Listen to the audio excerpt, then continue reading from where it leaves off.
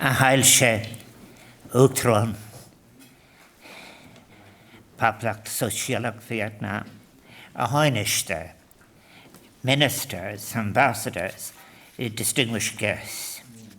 A Codja Iliag, Virkin Folsher Roviliag, Godi an Akkad specialte Kiluraksha, agus muide Kilura an Kate Kurtan in Europe, agus dan therein the Uachtaráin Vietnam.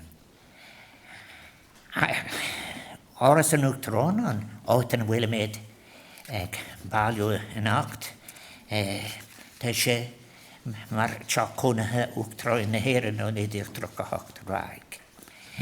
It is my very great pleasure to invite you all this evening, to have been able to invite you all to our Uachtaráin home of all Irish presidents since 1938, and to have the opportunity to return the extraordinary, kind and wonderful hospitality that Sabina and I were afforded in 2016 when we travelled to your great and indeed very beautiful country, the Socialist Republic of Vietnam. I had been in Vietnam for the very first time many years earlier in 1997 when my daughter was teaching English as a foreign language in Hanoi. So I'm able to compare the differences between 1997 and 2016, and I so congratulate you on all that you have achieved. It was a great honour in 2016 to be the first Irish president to make a state visit to Vietnam. It was my hope for that occasion that my visit then would contribute to the sustaining and deepening of the true and growing friendship that unites the peoples of Ireland and Vietnam.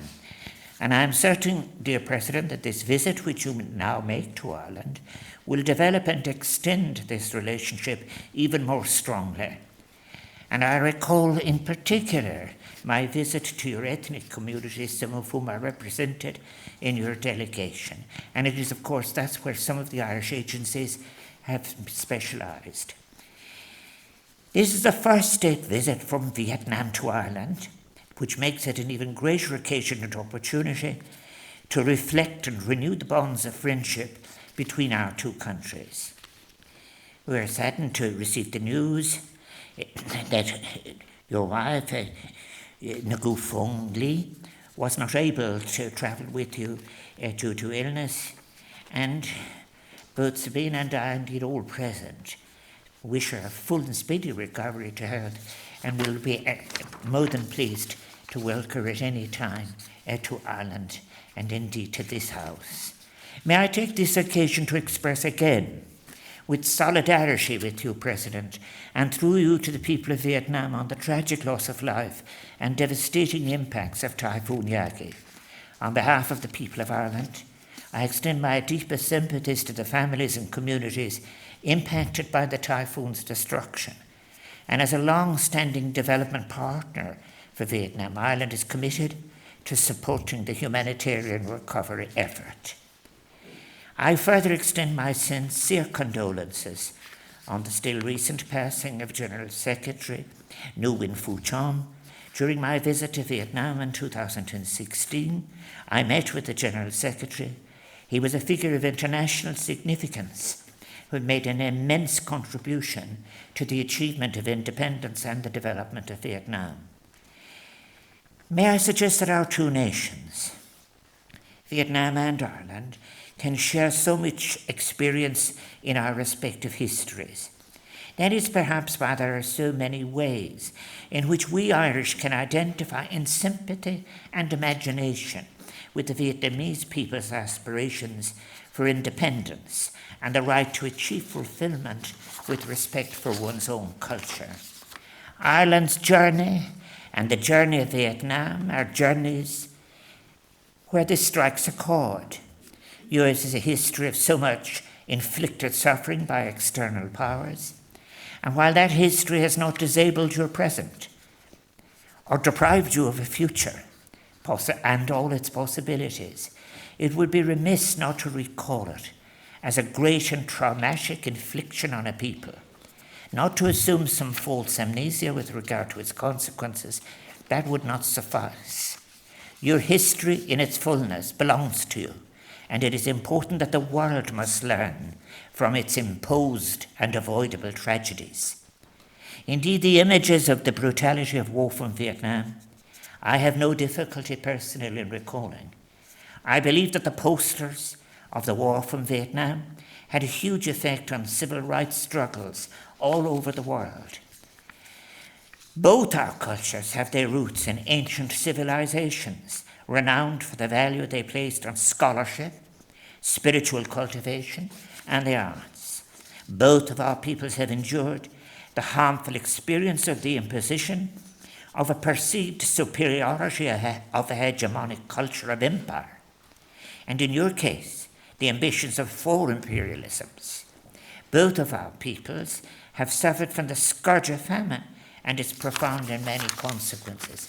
Both of our nations have suffered in cultural terms from imperialist theories of culture, which sought to justify the racial superiority of the colonizer over the colonized, and to rationalize the ruling of the world, not by the many in their diversity, but by a handful of imperial powers.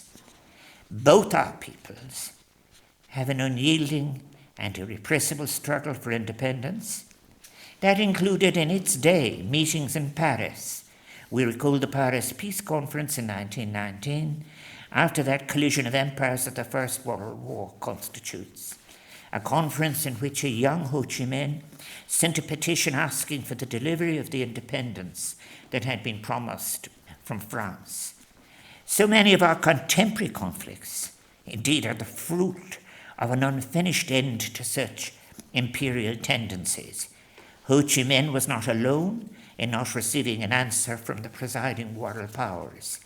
The doors in Paris, in similar fashion, remained shut to Irish Republicans who had travelled there attempting to garner support for the cause of independence of Ireland from the British Empire. Both rejections were perceived by the Irish and Vietnamese leaders at the time as proof of the risks of placing an excessive trust in last-minute concessions from any imperial power. Vietnam and Ireland understand only too well how difficult it can be to secure, vindicate, and deliver on the promises of freedom, justice, and equality, those values that had been perhaps motivating and were invoked during the struggle for independence. The decades following the heady atmosphere of the days of declared independence are challenging ones. This historical affinity we share gives us not only a common understanding of the impacts of colonialism and conflict, but of the tasks of state construction and the challenge of meeting of citizens' needs and demands, and continues to resonate in our relationship at all levels. In recent decades, our two countries have travelled on a challenging but rewarding journey from conflict to fruitful, harmonious relations with those who are the successors of our past oppressors. Both of our countries appreciate the value of peace and stability in a turbulent world, and what is now again a most dangerous world that we have discussed.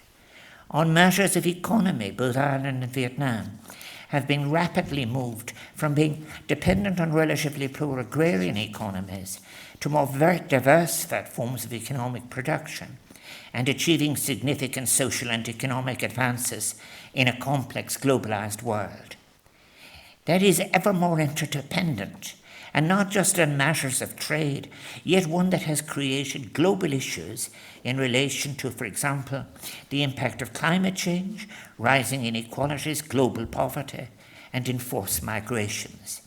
It is a world that now requires a new and imaginative global multilateral architecture if it is to achieve a diversified democratic future, one that can deliver a new connection between social rights, economy, and ecology. Vietnam is to be commended for its achievements in reducing poverty, improving educational access, and improving infrastructure. Where 30 years ago up to 60% of the Vietnamese population lived in poverty, the rate of multidimensional poverty is now below 4%. This remarkable achievement, guided by the project that was the Millennium Development Goals and followed by a real commitment to the United Nations Sustainable Development Goals, has transformed the lives and prospects of tens of millions of people. During my visit in 2016, I saw firsthand how the energy and dynamism of your people had made this progress possible, and such achievement constitutes little less than a shared social wealth. Ireland's approach to official development assistance over the decades has been informed by Ireland's own experience of famine and underdevelopment and hunger. We have therefore prioritised support for food security as part of our development assistance programme in Vietnam, and this is reflected in the very welcome Ireland-Vietnam Agri-Food Partnership, which is supporting climate-resilient primary production, food system transformation, and cooperative development. I know that Vietnam is particularly interested in the history of Ireland's cooperative movement, a movement whose values and practice promoted economic democracy against the backdrop of sweeping political change that would lead to independence more than a century ago in our case. New global challenges have reminded us that perhaps it is worth exploring once again how we might build a more cooperative global economy for a flourishing, inclusive and sustainable existence together. In recent years, Vietnam and Ireland have experienced a mutually beneficial trade and investment relationship.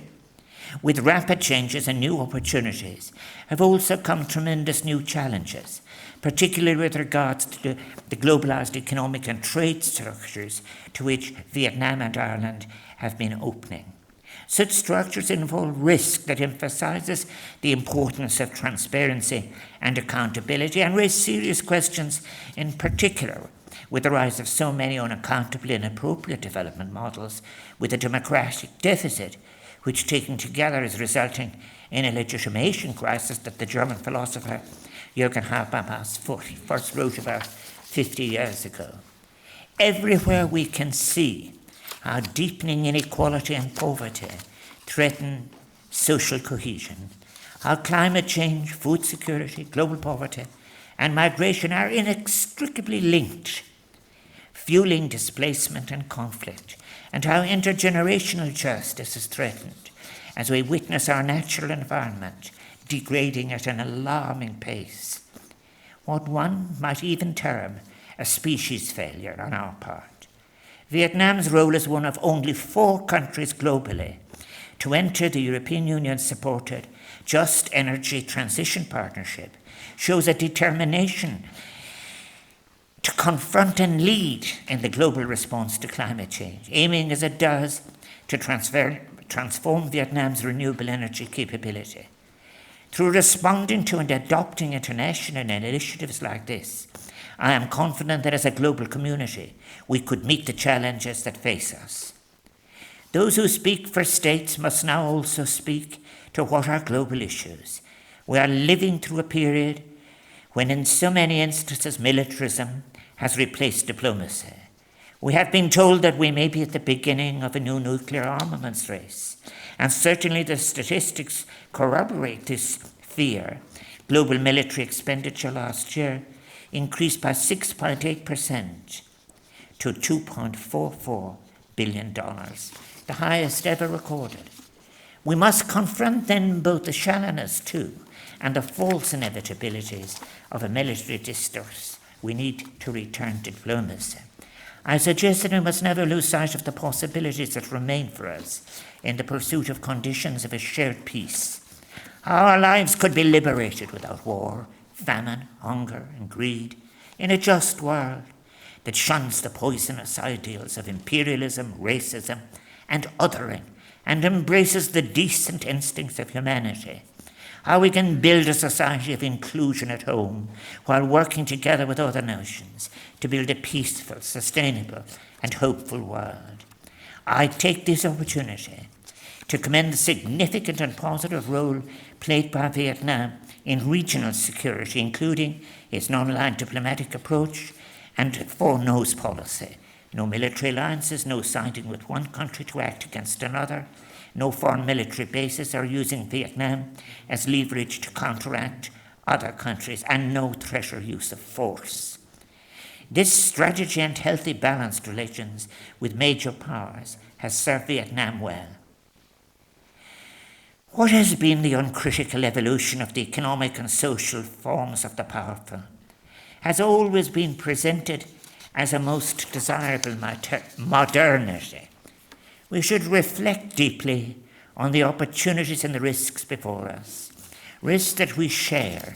No nation should ever be made to rush unthinkingly towards a model of development presented in the illusory guise of an ill-defined modernity, one that simply gives credence to what is a failed and pernicious paradigm. Our current models of global trade and finance, production, resource extraction, models that truly advance the fundamental objective of human development. Do such models protect the hierarchy of purpose that should exist, that must be restored between morally purposeful economic and social outcomes? As to quantifying our achievements or failures, to what extent do economic growth rates as are currently defined and measured reflect the ability of our economies to respond to the basic needs of our most vulnerable citizens, indeed provide universal basic services? These are questions that we must answer through the prism of our current circumstances, but now also within the new parameters of the global agreements that were secured in 2015 in relation to sustainable development and climate change.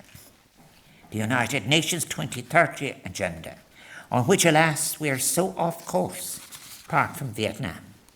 Indeed, in some areas we're even regressing.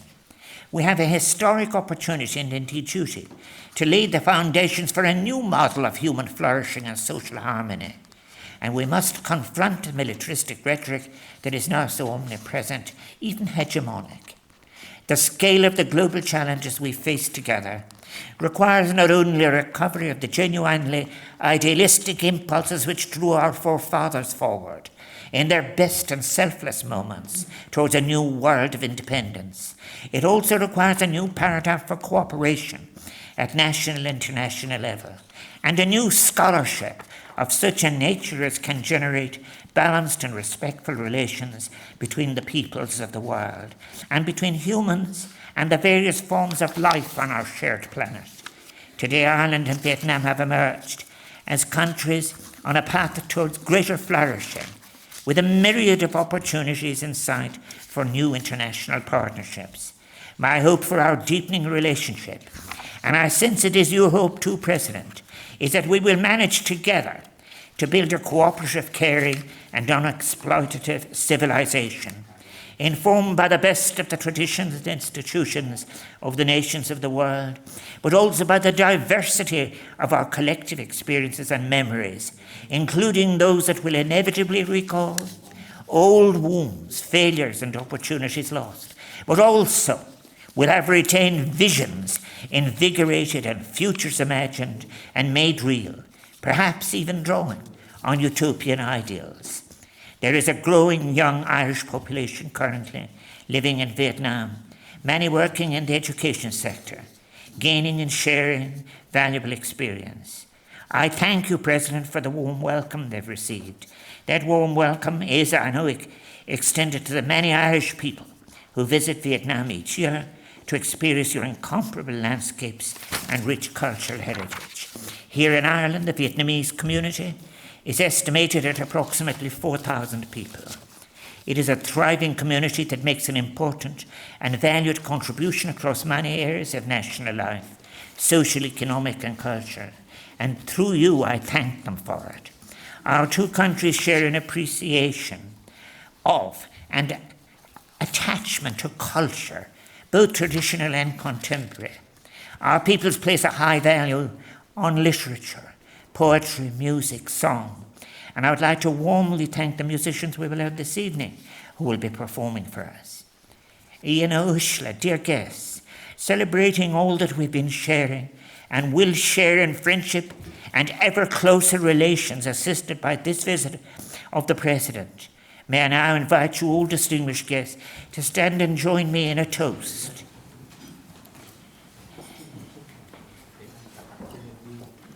To the good health of His Excellency, President Lam, and to the enduring friendship between the people of Ireland and the people of Vietnam. Ber banach de hailse Uachtar Vietnam agus muinter Vietnam.